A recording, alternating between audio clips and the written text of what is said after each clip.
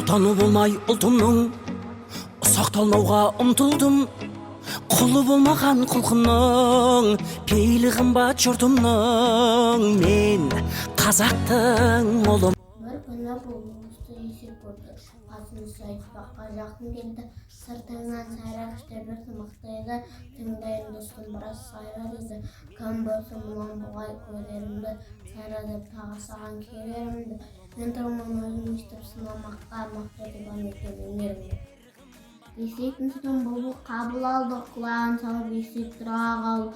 Дауысында әлденше түрлендіріп, сандуғаш не әдемі әнге салды. Бұл түрлі әнге салып, сайрайды бір нәзік бір анық. Дауысының сыбызғының алыстағы құлаққа кейбір дауысы келді тал. Біресе шықылдаған ащы дауыс шекеріне өте жүрді құлақ жан мақұлық шыбын шіркей құрт құмырсқа тыңдады орнына тұра қалды. Сайрада бірде ақырын бірде қатты, кейде ысқырып кей уақыт тыңдай қалды.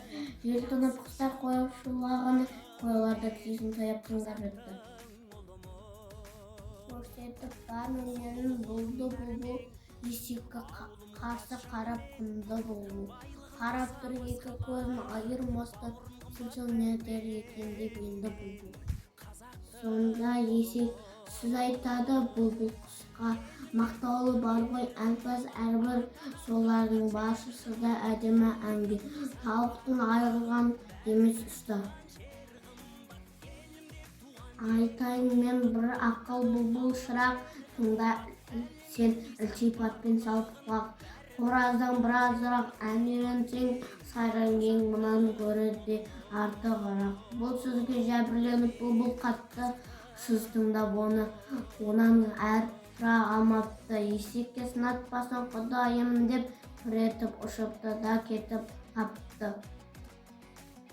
Ал енді мұндай қандай ғибрат бар, есекті іс ететін көп адамда. Сайры жүзін сафалатын, айырмайтын дүниеде бар емес пе надандардың. Есекте қалпы кейбір адамдардың, көзі тәріс, көңілі соққы жамандардың.